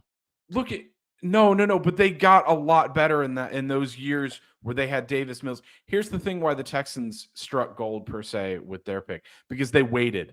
They didn't start off their rebuild and take a quarterback. They had Davis Mills under center for 2 years. Look at guys like Cam Ward. Sorry, no. Look at Jim. The NFL has a huge problem. And they stuck with Davis Mills. And look, I know you like Davis Mills, but to me, the Texans, that was part of their problem. Well, part of it was coaching too. A huge part of it was coaching. But if you go forward and you think about where that team was never going to win, and they got suddenly playoff potential as soon as you got a quarterback. I think this team is not. They built up the team. That was the thing. Well, you have to build up the team, but you have to start in the trenches and then you go to quarterback. And I think that the trench. I think that they're not going to go draft another. You're not going to draft another offensive lineman. And to me, you're an idiot if you draft a defensive lineman in the first round of a draft, unless there's just somebody you absolutely can't pass up on. that means that this team, unless you think that you have the quarterback of your future, you go and draft the quarterback. I don't think it would be an awful idea to take a playmaker or an offensive lineman, because if you look at it, the Saints offensive line, their tackle positions and their center are secured. Between the tackles is where they have an issue. I think we can all agree. You're not going to take a guard in the first round. If you look at Spencer Rattler, just looking at the numbers, his average time to throw is 40th in the league. That's not good enough. And Wait, you are 40th in the league. How can it be 40th? Yeah. Because it takes into account every quarterback that's taken a snap. Well, that's ridiculous. Okay, fine. Then he's among the bottom of the barrel. And I think that's also going to be a problem. That's also misleading because Rattler has more design plays to go 1-2, throw the ball and throw it right to where you're looking than any other quarterback in the NFL. So that is a misleading stat because he doesn't hold on to the ball because that's how he's been taught to not to throw the ball. That's a very misleading stat. I still don't think the Saints offensive line has been great enough to throw a younger quarterback back there in the start of his career. That's the biggest problem in the NFL, and that's why so many quarterbacks are failing. Teams are just throwing these guys out there with so much instability, not only around them on the field, but off the field as well. Look at Cam Ward, Jim. This guy's in a no-win position now in Tennessee. Maybe he's got no weapons. Good. We talked about no. I'm not going to allow you to get away with that. Oh, you can allow me to do whatever the fuck I want on my own show. So I hate to tell you that right now. This is my show, and I can get away with that whatever I want. You can get away. I'm not gonna let you say it when you've been. Okay, well, I'm going to say it because he hasn't played very well, no matter how much time he's had to say it. But there is no way he was never going to play. And by the way, that's the first time I've ever you got me to say the F word on my show for the first time ever. That is the first time I've ever said it. I hope it's the last time. I apologize for saying that. I didn't mean to say it, but that you can't say that kind of stuff. I just don't know. It's not, what I meant when I said that, because you said before this season that Cam Ward is the only quarterback in this class that had a chance to succeed, which I completely agree with you. I think Dylan Gabriel's a waste of time. I think Shedeur Sanders is a waste of time. But I think we can also acknowledge Cam Ward has not been good. That is 100% true. I think we can also acknowledge the fact that he is now on his second coach in 7 weeks. He's playing for an organization that has no offensive line, no receivers, we just very little running back help. They drafted a quarterback at the wrong time. We continue to blame. It's always whatever you. And again, I know you don't love Cam Ward, so I don't. This is just. I don't. You don't care one way or the other about Cam Ward. I get it, but it's always blaming someone else. A player can never just not be that good. Okay, I said Cam Ward was the worst.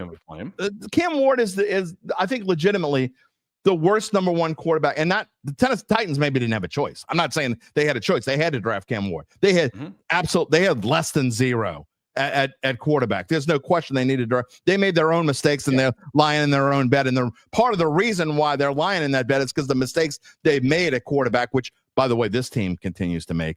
I'm just saying. But now they're in the bed of Cam Ward. But just because a player is, sometimes he could just be bad, okay? That's part of the team. I completely agree with you. Sometimes he can be just bad. But at the same time, I don't think it would be smart for the Saints to take a quarterback if they're not ready. And by the end of the season, they could be ready. I could be completely wrong. I'm just saying what I've seen right now, there's not been enough help offensively to say that they are ready to throw a rookie in there, because I don't think I'm completely wrong. I don't think any of these quarterbacks in the upcoming draft are necessarily ready to be thrown into that position. You're feeding the people who actually are they're doing whatever they can to believe that's now you're not even talking about Spencer Rattler being the future of quarterback. You're just saying that the Saints should draft other positions. You're feeding the people who I think actually believe that Spencer Rattler can be the future. That's what you're doing right now. They're not trolls, because I love him. I love who that Dattitude is. He's not a troll. But you're feeding the people who are not accepting reality that the quarterback that they have right now is not any shape or form has a chance to be the future quarterback for this franchise. That's what you're doing. I will say straight up, I do not think Spencer Rattler is the quarterback going forward for this franchise. He's not the guy that's going to get you to succeed. However, I think he's a guy who plays well enough. I'm not saying he plays well. I'm not saying he's a good quarterback or a great quarterback. He plays well enough to keep you competitive. Let's go. And allow Let you to me build ask off this of it. question, okay? Let's say the Saints have, I don't know. Let's say the Saints have the 3rd pick of the draft, okay? Okay. And some of these quarterbacks, and we all know that going down the line, quarterback stocks, they rise, sometimes not even until you get to the offseason and they go and do whatever, okay? So let's say that we go into this draft next year, and because right now the only quarterback realistically that's talked about being two quarterbacks potentially are being talked about as top 5 or top 10 picks, Fernando Mendoza and Dante Moore. Okay. I think that we can agree that right now, that's about collectively. I'm not saying what you or I might think. Okay? Well, no, I'm just going to say, I'm completely with you in the camp that mock drafts, especially at this point, are really stupid, because I saw someone saying the Jets with the number 1 pick should take Ty Simpson.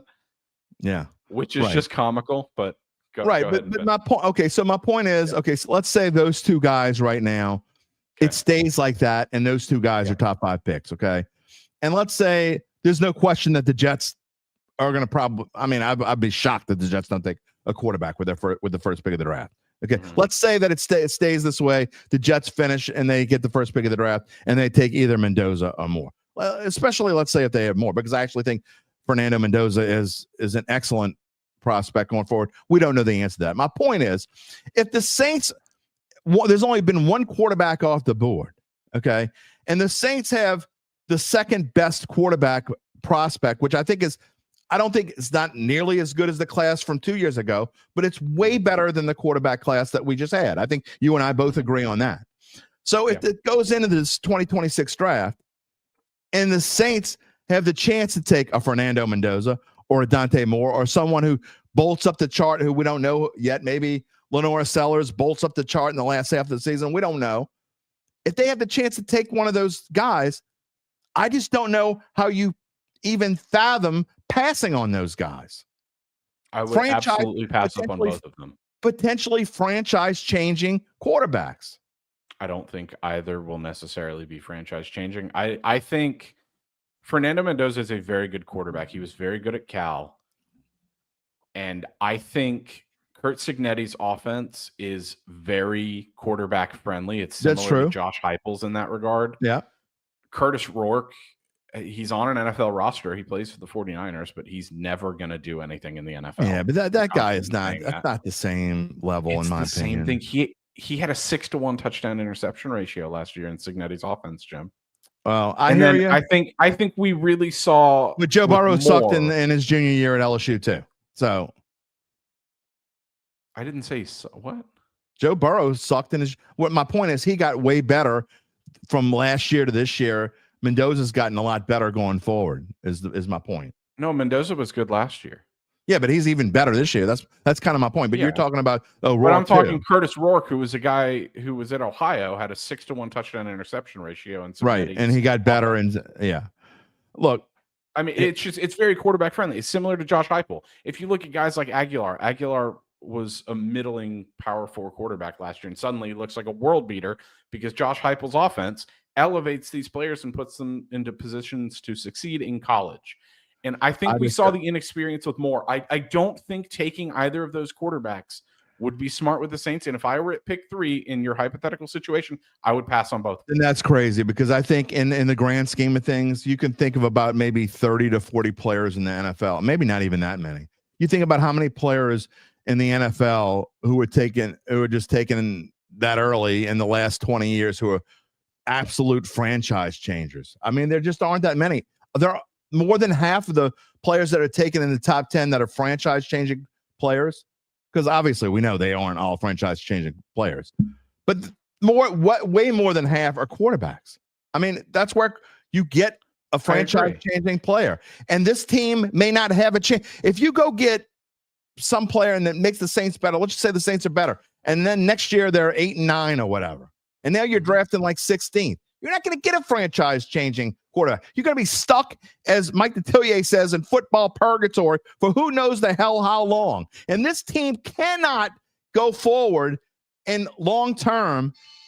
They just can't go forward without going to get their franchise-changing quarterback. Yeah, and I think the only way to get him is the top 5 or top 6 of the draft.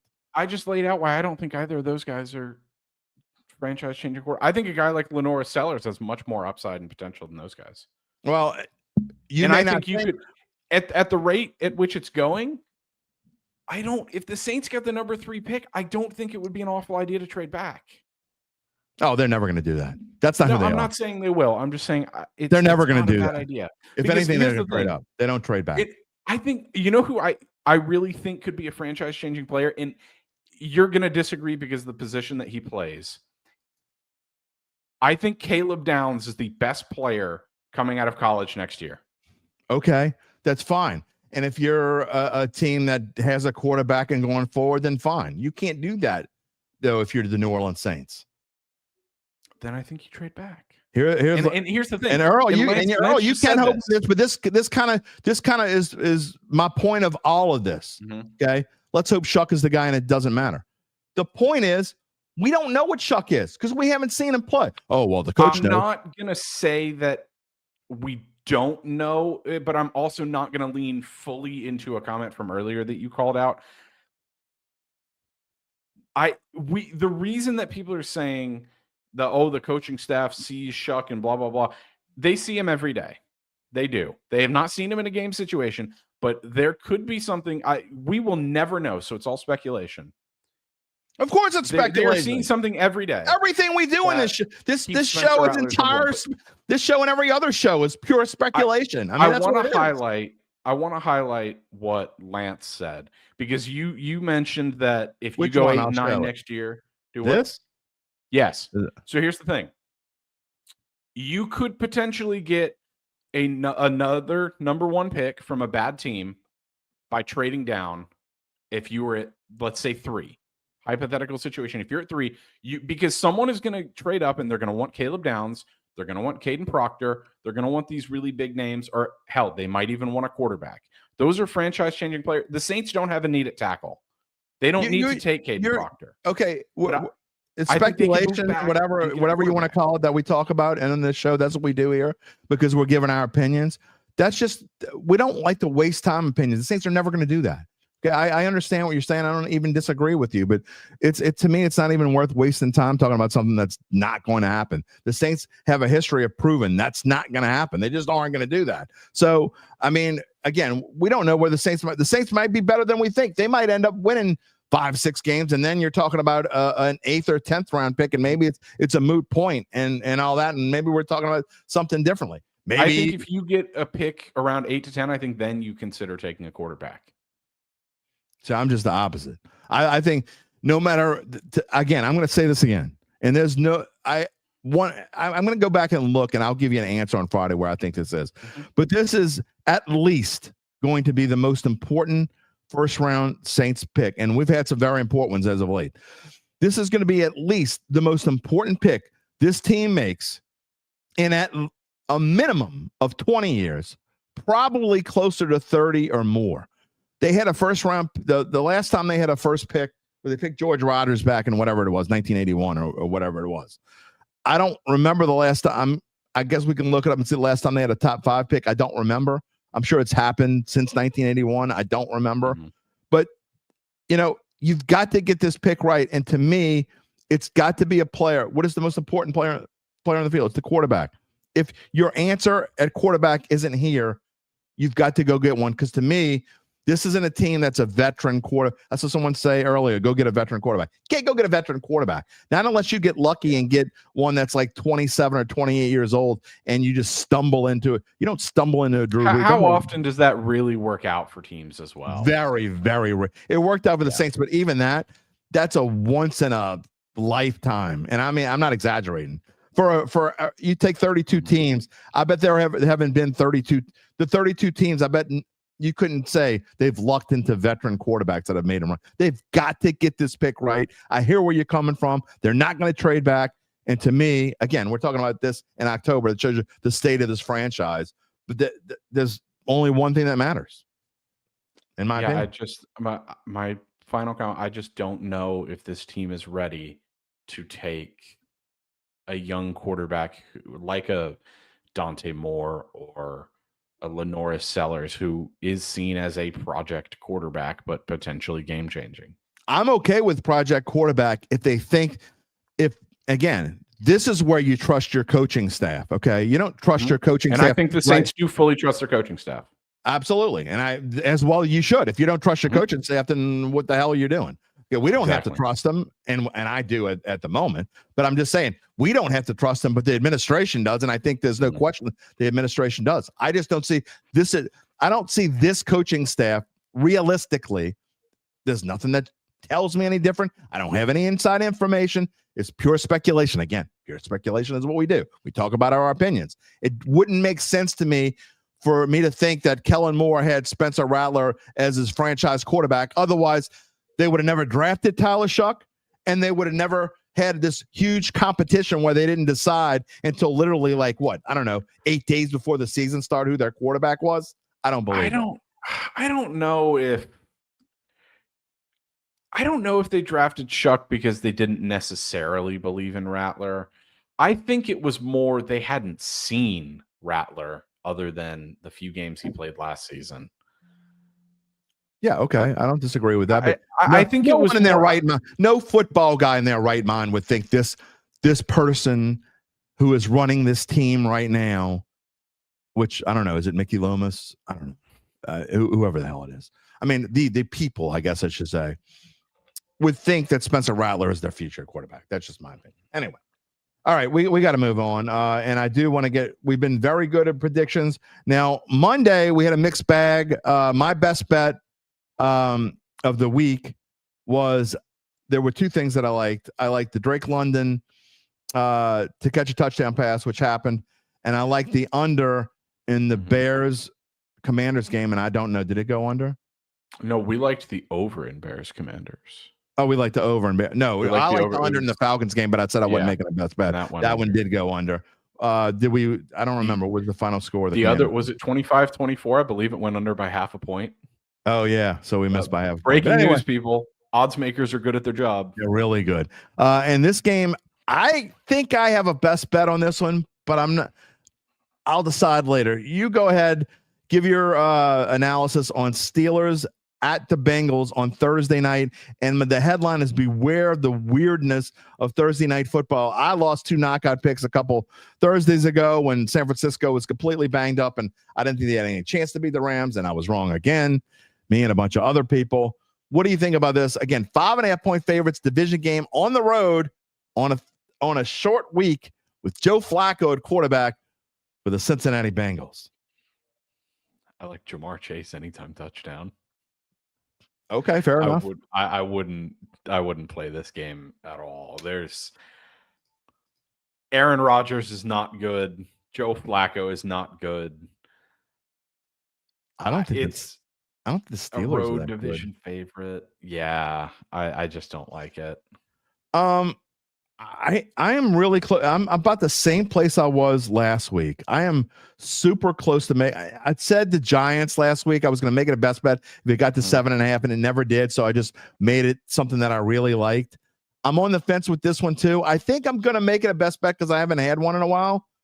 I like the Bengals here, getting 5.5 at home. They showed a lot of life at Green Bay last week. I think they're going to use this me against the world mentality. You're talking about division dog at home, getting 5.5 points. Again, I just don't think the Steelers are that good. Not only that, Mike Tomlin did something that he rarely ever does earlier in the week and talking about why I don't know why did the Browns trade Joe Flacco to a division opponent doesn't make any sense. And I think he's kind of, I know you and I kind of disagreed on it, a little ticked off maybe that they actually did it. I just think this is a great place for the Steelers to show that they really aren't as good as everyone thinks. I wouldn't be surprised at the outright upset. I'm not picking that, but I am picking Bengals plus 5.5 over the Steelers, and I wouldn't be surprised if that under 43.5 hit either. Yeah, if I was forced to play it, I'd probably side with you and take Bengals plus 5.5. It's just I completely agree. I don't think the Steelers are as good as everyone thinks. Aaron Rodgers' stats are not indicative of how he's been playing. Mhm. You can just look at his turnover-worthy plays for that. Yeah, I don't like this game at all. I don't like the Steelers, and I think the Bengals offense, like you said, showed some life. I just don't know if I trust their defense. Yeah, well, I completely understand that and why you wouldn't want to make it a best bet. But all right, thanks for firing me up again. You do it about once every other week. And congratulations. I have had a microphone in front of my face for 11 years now, whether it be in play-by-play, my own show, someone else's show, whatever. You're the first person to get me to say the F word on live TV. Congratulations, sir. You win a prize you can collect at the door. Well, I'll say I haven't told you this yet because I forgot pre-show. There's a chance that I won't be here on Friday, so I will just say it now. I'm not running from my bad week of picks, and I don't want to be accused of that. So yes, hand up. I went 0-3 last week, not running from it. What a coincidence! Like you being that's exactly the reason I wanted to bring it up. Exactly the reason he can't I be on wanted the to bring it show up. the I'm next not week. running. Gabe's talking about not being able to be here on Friday because he went over. Oh man, I don't know. Not running from it. I'm just gonna let you know. I'm gonna rip on you if you're not here. But go collect your door prize, and it's a book called The F Book. Have you ever heard it? Go look it up in Google. It's about 1,000 ways to use the F word. 999 of them I've never used on this show. One of them I obviously have. So anyway, maybe see you Friday. If not, we'll see you Monday. Maybe Friday. Sounds good.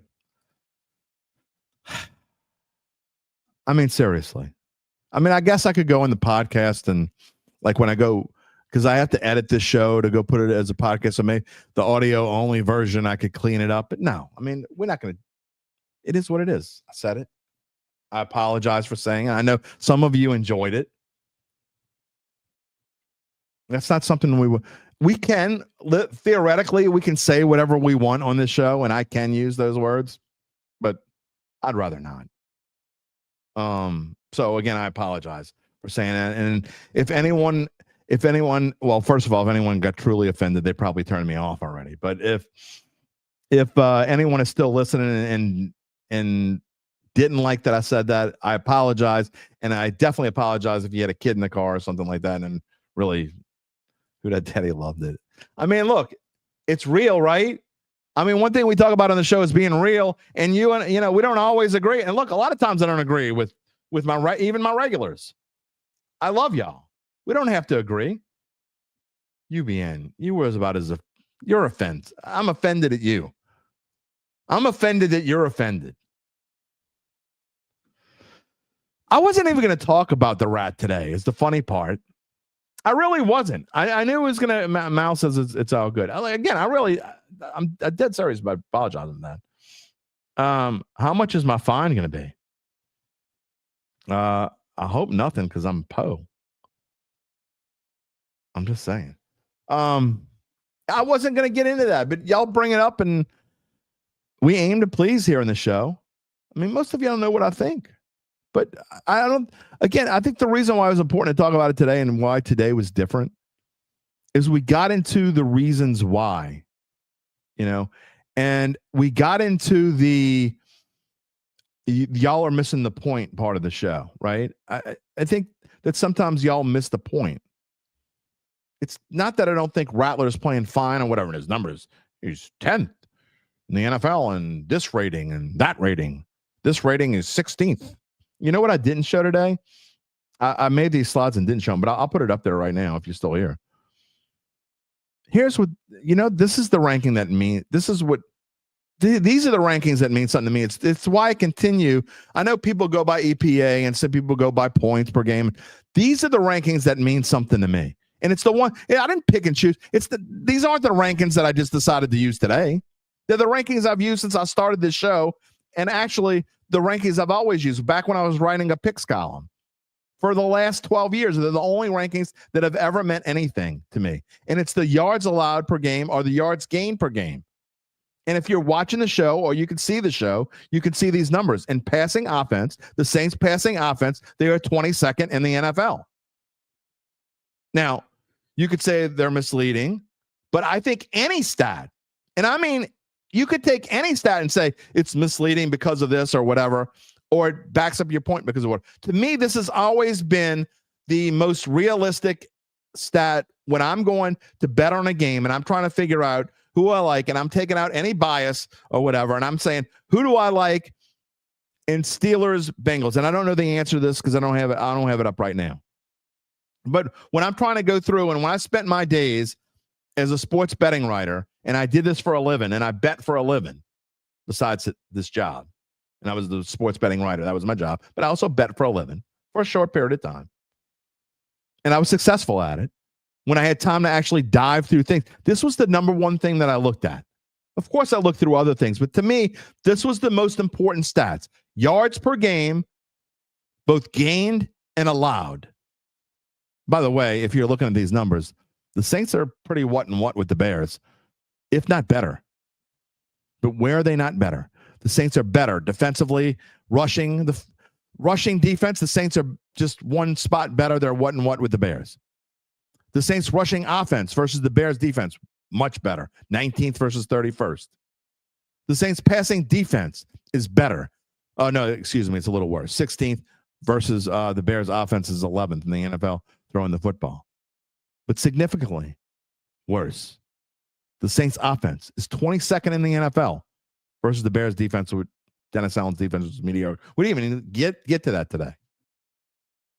And we'll talk more about it on Friday with Zach. But the point is, you can pull any number you want. 22nd doesn't cut it. And that's actually with Spencer Rattler playing pretty well. Just saying, again, things that we're going to get to in the future. And look, I know there's some questions that I didn't answer. Going back to Ashley was talking about trade. We'll talk about trade deadline as we go forward. It got plenty of time left for the trade deadline. I believe it's November. It's in November. I think it's late November 2nd or 4th or something like that. We still got time to talk about it. I promise we'll get to that. And some other show. Daryl, great show.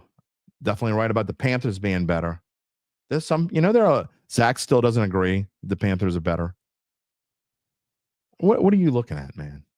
The Panthers are better than the Saints. Here you go, David. You're right. The last time the Saints had a top 5 pick, I think they were second, right? They had 2006 when they drafted Reggie Bush. Was that a franchise changing pick? I think so. Now, it was different because the Saints got Drew Brees that year, so they didn't need a quarterback. But I think that Reggie Bush was a franchise changing pick. Maybe not quite the franchise changing pick that you have in mind when you're talking about, but the Saints didn't have that far. I mean, 2005 was an outlier. And you got Peyton, and that was changing. It is what it is. Chad, you're right. I can't escape the rat talk until he is traded.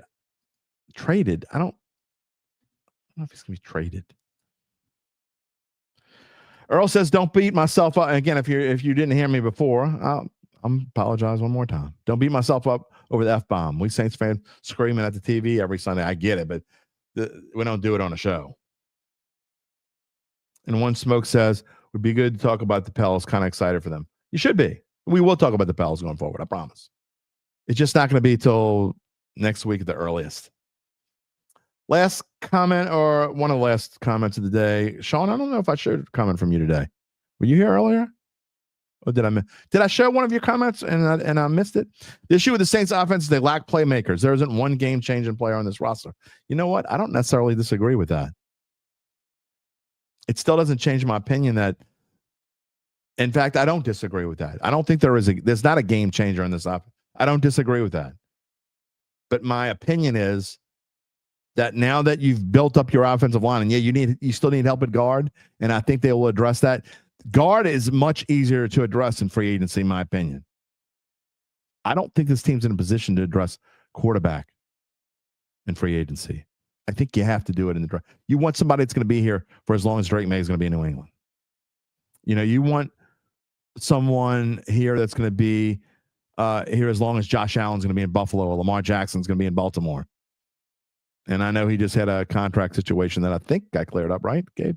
Didn't it? Yeah. You want someone that's going to be in here as long as Patrick Mahomes is going to be in. You think Patrick Mahomes is going to leave Kansas City maybe when he's like 38 and he's got like a year or two left and the next young buck is going to come in? That's what I want here. That's what I want this show. That's what I want this team to have going forward. I want this team to have someone that is going to be here for 15 years.